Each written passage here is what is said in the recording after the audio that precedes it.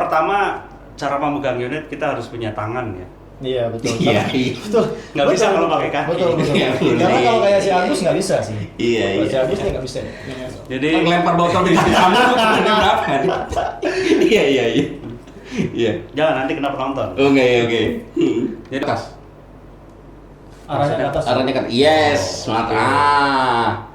Jadi posisi jari telunjuk itu harus selalu di luar ruang trigger. Jadi bisa di atas, bisa di bawah, bisa di sini juga nggak apa-apa megangnya. Iya. Jadi usahakan trigger itu selalu di luar. Dan Jadi, perhatikan si selektor ini kan biasanya kalau habis main dia di semi atau di auto. Usahakan selalu di save. Setelah permainan save dan magazine terlepas dari unit. Gitu.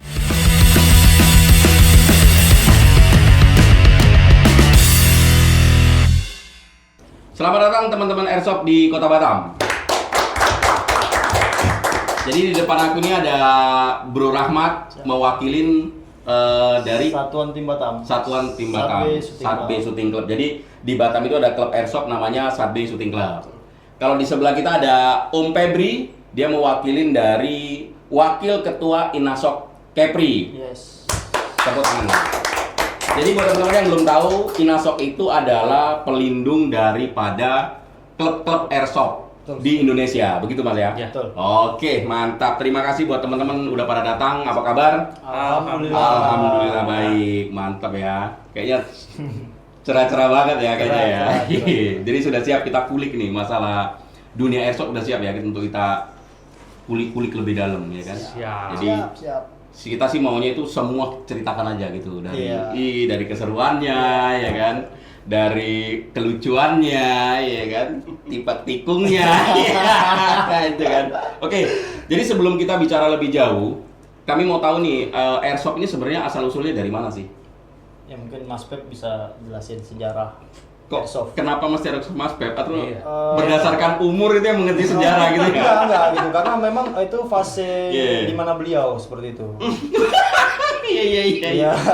Jadi kita harus lebih menghargai dan menghormati yang lebih. Iya, betul. Jadi sejarah-sejarah itu ya berdasarkan umur ya gitu. Iya. Oke, buat yang paling tua, silakan.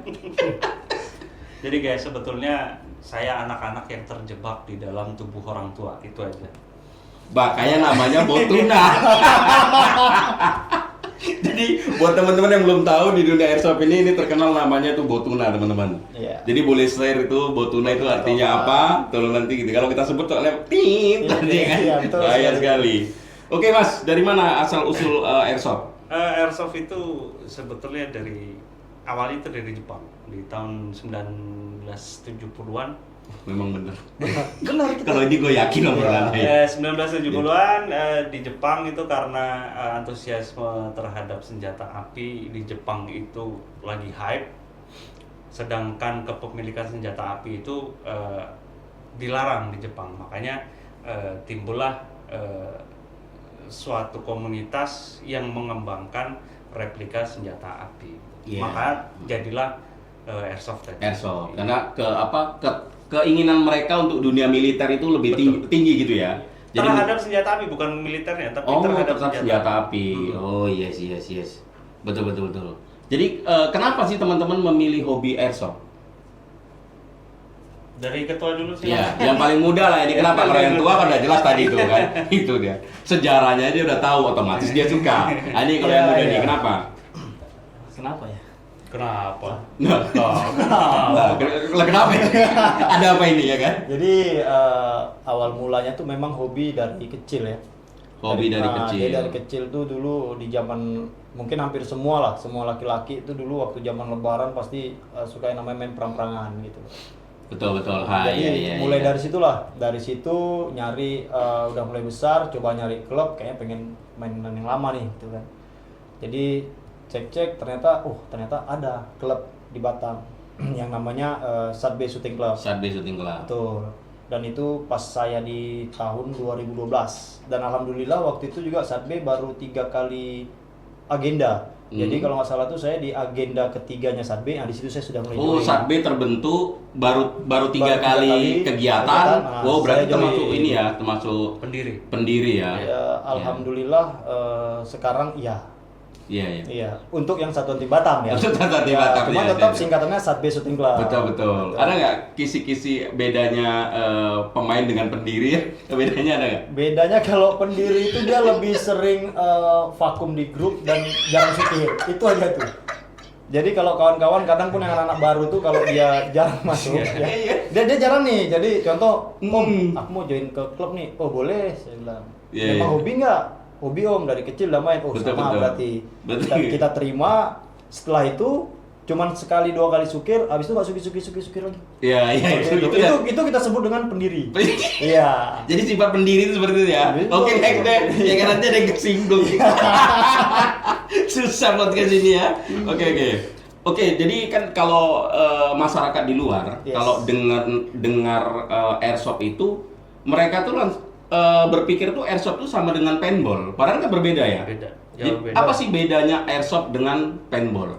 Pertama dia dari bentuk tuh sudah jauh berbeda, tapi kalau yang untuk sekarang cuman di Indonesia kayaknya belum ada yang menyerupai, tapi di luar negeri itu sudah ada yang menciptakan menyerupai dengan senjata aslinya. Iya. Untuk paintball ya. Nah, tapi di Indonesia masih belum pernah sih kita dengar kabar ada yang seperti itu masuk gitu. Mhm. Nah, terus dari kaliber dan power gitu loh. Kaliber dan Ya. power. Kaliber itu besar pelurunya ya. Betul. Oh iya.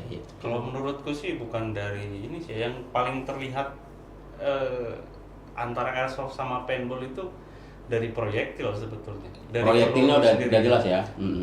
Kalau paintball kan udah jelas namanya paintball, berarti cat dalam bentuk bola. Iya. Sedangkan airsoft itu dari bola plastik.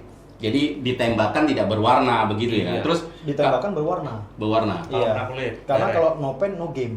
Oh, Itu dia iya. Mantap. Luar biasa.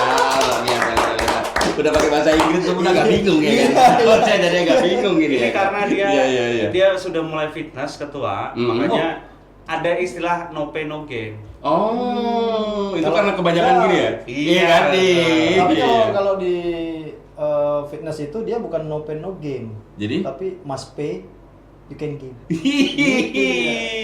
Mantap kali. Kawan-kawan nih kan. Oke, jadi setiap pemain itu pasti kan punya tuh kayak momen-momen lah, momen dukanya, kayak apa ekstrimnya, lucunya. Ada nggak teman-teman mengalami momen itu sebagai pemain airsoft? Ya mungkin aspek lah. Kalau saya sih lebih ke banyak lucunya ya. Momen lucu ya? Iya. Iya. Daripada yang ekstrim enggak ada yang ekstrim. Terus momen yang ya hanya Kalau yang lucu deh, apa sih momen yang paling lucu yang pernah Mas alamin itu di dunia airsoft? apa ya? Lupa saya. Momen paling lucu Karena yang setiap ada kegiatan ya semuanya lucu, nggak ada yang lucu nggak ya. lucu. Jadi memang betul-betul hiburan ya kan? Iya, lucu Iya, itu iya. udah kayak makan nasi di airsoft gitu. Oh, iya. Jadi udah biasa gitu. Makanya banyak orang bilang kalau punya cicilan ya main airsoft gitu kan. Iya, Jadi iya. minimal satu hari itu kita lupa tuh tentang iya. cicilan dan lain-lain. Iya, betul. Iya, betul. Yang penting jangan lupa orang rumah aja. Oh, nggak boleh. Oh, nggak boleh ya? Nggak boleh. Kalau momen menegangkan ada nggak Mas? Momen menegangkan cuma pada saat kegiatan malam. Kegiatan malam. Iya, jadi ada satu waktu di momen sukir malam, posisi memang kita lagi battle ya, lagi adu tembak. Menegangkan kenapa? Karena pada saat saya ngelak mundur, kesandung jatuh, unit patah. Oh, itu menegangkan. Bagi Saya udah saya. merinding aja ini ya kan. Saya udah merinding aja. Saya kira habis itu saya ketuan gini gitu kan. Kira ada yang celubak. Iya, saya gitu ya. itu celubak. Itu di situ posisi saya karena udah capek, pasti adrenalin naik, deg-degan, tambah unit patah. Oh, Makin itu deg-degan udah lagi. makin deg-degan lagi ya. Oke. Kalau emosionalnya ada nggak? Emosionalnya hanya pada saat saya menggunakan spring dilawan pakai air. Oh, saya tahu. Emosionalnya di Saya situ. tahu. Korbannya ada. Korbannya ada. Ya. Ibu Darin kalau nggak salah ya. Korbannya Ibu Darin ya. Itu sampai mentalitinya kena. Iya, sampai pergi ke psikiater ya. Iya betul. Psikiater, psikologi. Betul. Kalau dari ketua rapat ada nggak yang menegangkan nih? Kalau yang menegangkan hampir semua sih bisa dibilang kan menegangkan, terus have fun juga gitu loh. Iya, tapi kalau pas lagi war itu memang sedikit menegangkan ya. Sebenarnya kalau menegangkan di airsoft itu, kalau saya pribadi ya, itu saat saya pakai sniper.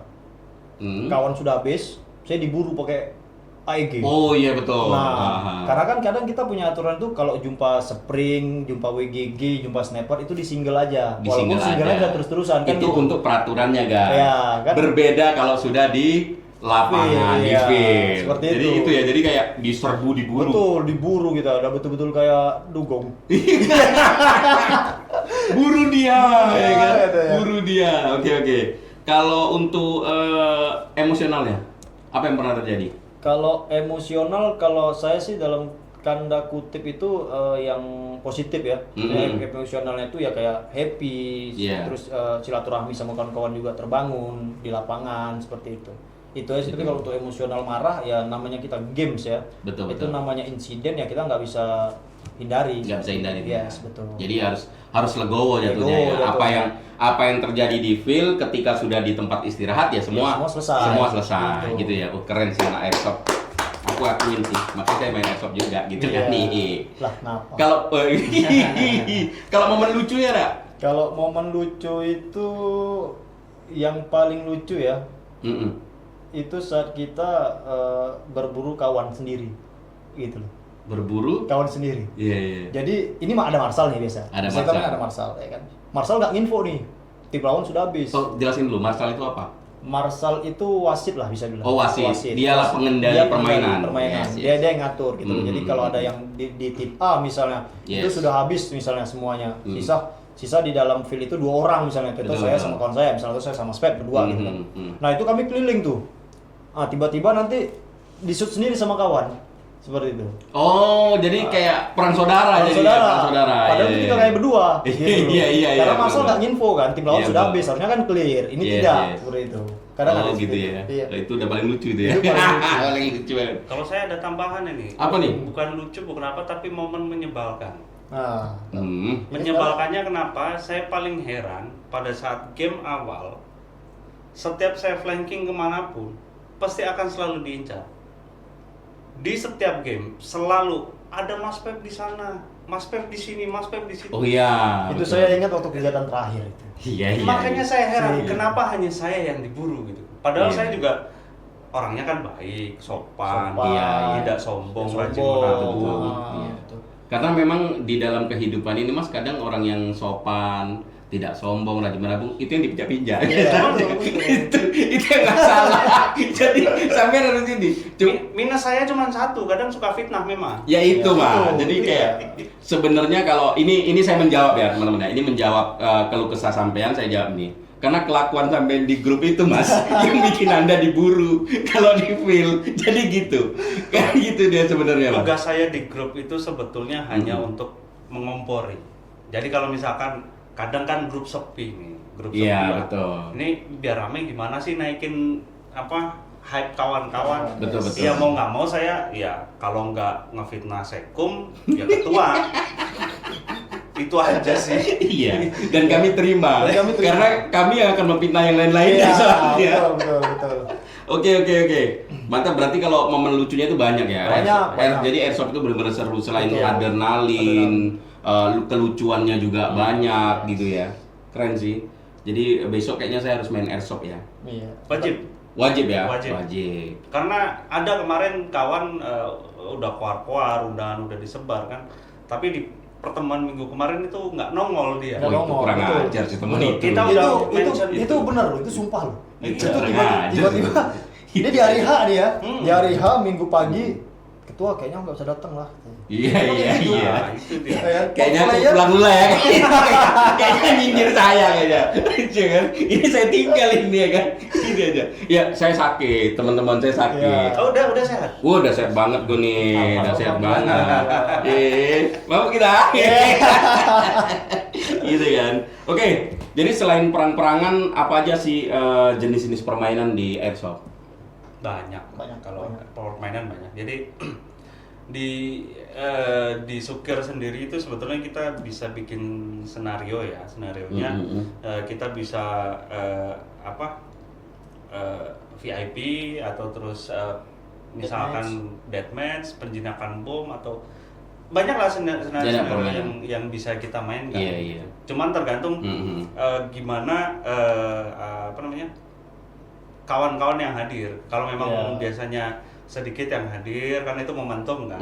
Jadi kalau misalkan sedikit yang hadir ya kita biasanya deathmatch atau misalkan pakai recall, respawn gitu. Yes. Nah, jadi selain berarti kan perang-perangan, pasti kan ada yang lain tuh kayak CTS bla bla itu.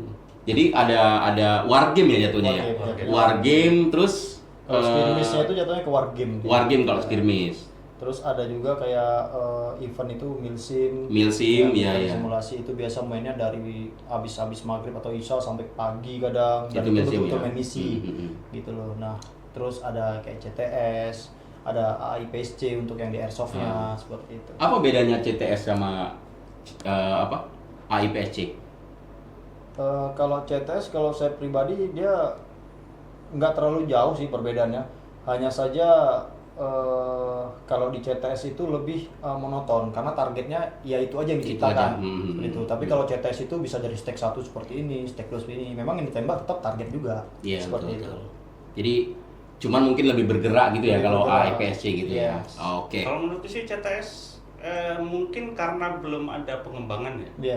Bisa jadi suatu saat CTS ini sebagai mini gamenya AIPSC bisa jadi. Oh iya betul. Karena langkah gerak terus sama targetnya juga kurang lebih sama. Oke. Berarti itu jenis-jenis permainan di airsoft ya. Iya. Ada lagi sniper alley sebetulnya atau sniper alley. Permainannya seperti apa? Sniper alley lebih ke jaraknya lebih jauh. Ada nanti yang namanya sniper action. Jadi kita beraksi dengan menggunakan unit sniper, ya dianggap sniper ya, termasuk DMR di situ. Kita olah gerak tapi dengan membawa unit sniper. Kalau sniper alley kita biasanya hanya sedikit geraknya. Dia ada posisi stand, terus duduk sama merayap. Terakhir diakhiri dengan handgun biasanya kalau sniper alley. Oke.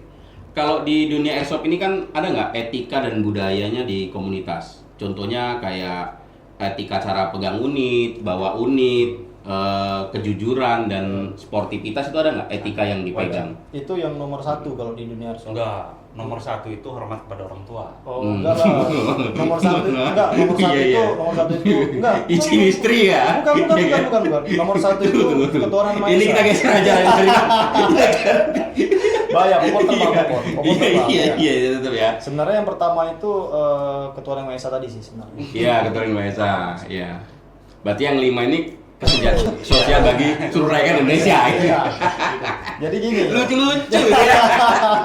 Iya, lucu-lucu. Jadi sebenarnya kalau di airsoft itu memang lebih ditekankan tuh di kode etik. Kode etik, yes. Itu nomor 1. Pedoman nomor 1 tuh di kode etik. Gitu. Jadi gimana cara kode etik untuk memegang unit? Kita buat teman-teman dimanapun berada ya kan. Jadi untuk teman-teman kita tidak menyebutnya dengan sebutan senjata. Jadi kita sebut dengan unit. Jadi di airsoft itu tidak ada senjata. Yang ada itu unit. Kan gitu. Jadi gimana sih etikanya cara memegang unit? Bisa dicontohkan nggak? Mau siapa nih yang contoh ini? Yang lebih dekat sama frame. Ya boleh. Ya ini unitnya Mas, ini unitnya. Kalau bisa dipasang aja lah, biar mantap. Lucu ya. Pasang mic-nya, ada kosong nih, aman. Iya. Kalau enggak nanti kode etik. Yes. Nah, jadi gimana sih cara pegang unit yang dan yang benar ya, baik dan benar gitu? Mungkin di sebelah sini. Jadi Jadi anu. Nah, iya. Biar nampak. Yes. Pertama cara memegang unit kita harus punya tangan ya. Iya betul. Iya. Betul. Nggak bisa kalau pakai kaki. Betul. Iya, Karena kalau kayak si Agus nggak bisa sih. Iya. Kalau si Agus nggak bisa. Jadi lempar botol di kamu berapa? Iya. Iya. Jangan nanti kena penonton. Oke. Jadi pertama yang jelas kita pegang di grip ya, pistol. Oh, yang pertama nggak Bismillah dulu. Kalau Bismillah kan nggak bisa dipakai Oh iya. semua orang. Iya. Oke. Jadi kalau sebagai muslim ya Bismillah dulu. Yes. Sekarang pinter juga. Disunat. Nunggu itu kejemprot. Jadi di pistol grip kita pegang biasa genggam. Boleh nggak ke gini kali Mas, arahnya Mas?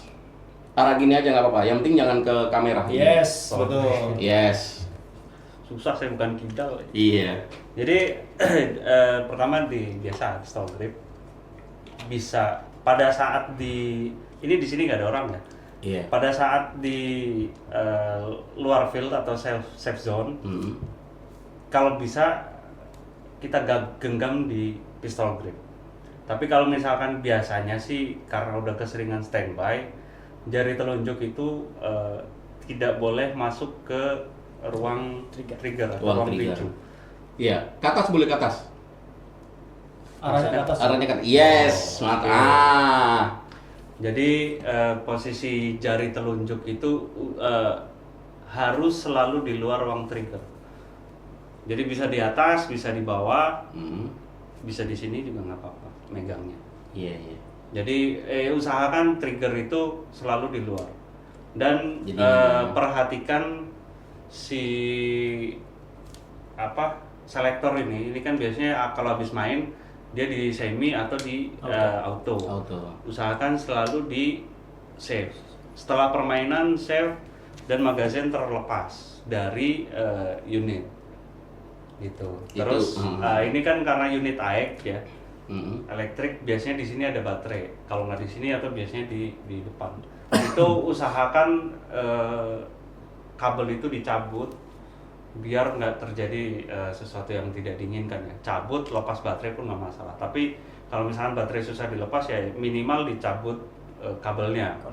Kabel dicabut, selalu jari itu di luar ruang trigger, save, dan usahakan setiap habis game selalu kosongkan chamber karena biasanya kalau unit AEG itu pasti tersimpan satu biji di chamber atau di ruang peluru.